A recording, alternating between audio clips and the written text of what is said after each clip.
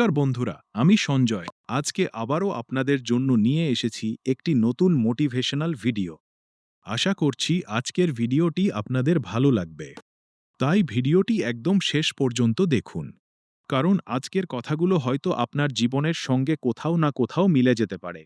Video শুরু করার আগে আপনাদের কাছে ছোট্ট একটা অনুরোধ। আমাদের চ্যানেলটি যদি এখনও সাবস্ক্রাইব না করে থাকেন, তাহলে এখনই সাবস্ক্রাইব করে রাখুন। ভিডিওটি ভালো লাগলে লাইক করবেন, আপনার মতামত কমেন্ট করে জানাবেন, আর আপনার বন্ধু ও প্রিয়জনদের সঙ্গে ভিডিওটি শেয়ার করবেন। তাহলে চলুন আজকের কথাটা শুরু করা যাক। আজকের বিষয়, লোকের কথায় নয়, নিজের বিশ্বাসে বাঁচুন। ধীরে চলুন, কিন্তু পিছিয়ে যাবেন না। একটা কথা বলুন তো, আপনার সুখের চাবিকাঠি কার হাতে? আপনার নিজের হাতে, নাকি অন্য মানুষের মতামতের হাতে? আমরা সারা জীবন কত প্রশ্নের উত্তর খুঁজতে থাকি।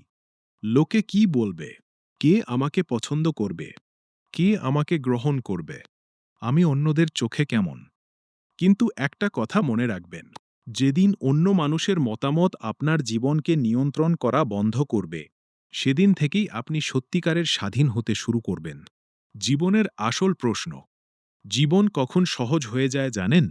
যেদিন আপনি অন্যকে খুশি করার চেষ্টা বন্ধ করে নিজেকে একটা প্রশ্ন করেন, আমি কি নিজের কাছে সত্যি? এই প্রশ্নটা খুব গুরুত্বপূর্ণ, কারণ আপনি পৃথিবীর সবাইকে খুশি করতে পারবেন না। কেউ আপনাকে পছন্দ করবে, কেউ করবে না। কেউ আপনার প্রশংসা করবে, আবার কেউ আপনার সমালোচনা করবে। এটাই জীবন। তাই আপনার জীবনের স্টিয়ারিং হুইল কখনো অন্য কারো হাতে দেবেন না। কারণ আপনি যদি সারা জীবন অন্যের ওপিনিয়ন বদলানোর চেষ্টা করেন, তাহলে আপনার নিজের জীবন বদলানোর সময়টাই চলে যাবে। কিন্তু আপনি যদি নিজের মাইন্ডসেট বদলাতে পারেন, তাহলে আপনার পুরো জীবনটাই বদলে যেতে পারে। কচ্ছপের কাছ থেকে একটা শিক্ষা।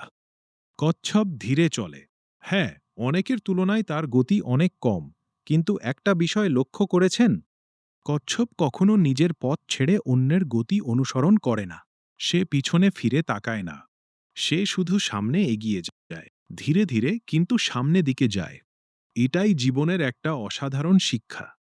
হয়তো আপনি অন্যদের মতো দ্রুত এগোচ্ছেন না। হয়তো আপনার সাফল্য আসতে একটু বেশি সময় লাগছে। হয়তো আপনার আশেপাশের মানুষ আপনার পরিশ্রমকে গুরুত্ব দিচ্ছে না। হয়তো কেউ আপনাকে বলছে, তুমি পারবে না, তোমার দ্বারা হবে না, এতদিনেও কিছু করতে পারলে না। কিন্তু তাতে কি? আপনার গতি ধীর হতে পারে, কিন্তু আপনার ডাইরেকশন যেন ঠিক থাকে। জীবনের 4টি সত্য মনে রাখবেন। 1, ধরুন ধীরে এগোনো মানে ব্যর্থ হওয়া নয়। 2, বিরতি নেওয়া মানে হেরে যাওয়া নয়। 3, অন্যের থেকে পিছিয়ে থাকা মানে জীবনে পিছিয়ে থাকা নয়। 4, নয়, আপনার জার্নির সময় অন্য কেউ ঠিক করে দেবে না। প্রত্যেক মানুষের জীবনের একটা আলাদা সময় আছে। কারো সাফল্য আসে 2 বছর বয়সে, কারো 30-এ, কারো 40-এ। আবার কারো জীবনের সেরা অধ্যায় শুরু হয় তারও পরে। তাই অন্যের ঘড়ি দেখে নিজের জীবন মাপবেন না। আপনার সময়, আপনার পথ, আপনার জার্নি। আজ থেকেই নিজের মাইন্ডসেটে কিছু পরিবর্তন আনুন। যখন মনে হবে মানুষ আমাকে কি ভাবছে, তখন নিজেকে বলুন, আমি নিজেকে কিভাবে দেখতে চাই। যখন মনে হবে ওরা আমাকে গ্রহণ করবে, তখন নিজেকে বলুন, আমি কি নিজেকে গ্রহণ করছি। আর যখন মনে হবে আমি এত পিছিয়ে কেন, তখন নিজেকে প্রশ্ন করুন, আমি কি গতকালের চেয়ে আজ একটু এগিয়েছি। এই প্রশ্নগুলোর উত্তরই আপনাকে শক্তিশালী করবে। এটাই মেন্টাল টাফনেস, এটাই সেলফ বিলিফ, এটাই ট্রু ফ্রিডম। মনে রাখবেন, জীবন কোনো দৌড় নয়, জীবন একটা জার্নি। আপনার পথ যদি ধীর হয় তবুও চলতে থাকুন, কারণ আপনার জীবনের গল্প অন্য কারো জীবনের সঙ্গে তুলনা করার জন্য নয়। আপনার কাজ হল গতকালের নিজের চেয়ে আজ একটু ভালো হওয়া। আজ যদি 1 পা এগিয়ে যান, সেটাও প্রগ্রেস। আজ যদি পড়ে গিয়েও আবার উঠে দাঁড়ান, সেটাও সাকসেস। কারণ জীবনে পড়ে যাওয়া ব্যর্থতা নয়, পড়ে গিয়ে আর না ওঠাটাই আসল ব্যর্থতা। কচ্ছপ ধীরে চলে, কিন্তু সে পিছনে ফিরে যায় না। তাই আপনিও ধীরে চলুন। সময় লাগুক, পথ কঠিন হোক, মানুষ আপনাকে বুঝুক বা না বুঝুক, কিন্তু আপনার স্বপ্ন থেকে কখনো পিছিয়ে যাবেন না। কারণ আপনার সুখের রিমোট কন্ট্রোল অন্য কারো হাতে নয়, আপনার নিজের হাতে। আজ থেকে অন্যের ওপিনিয়ন নয়, নিজের ডাইরেকশনকে গুরুত্ব দিন। অন্যের অ্যাপ্রুভাল নয়, নিজের সেলফ বিলিফকে গুরুত্ব দিন।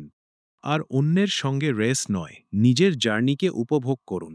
যদি আজকের কথাগুলো আপনার জীবনের সঙ্গে মিলে যায়, তাহলে ভিডিওটিতে একটা লাইক করুন। কমেন্ট করে আমাকে জানান, আমি নিজের উপর বিশ্বাস রাখি।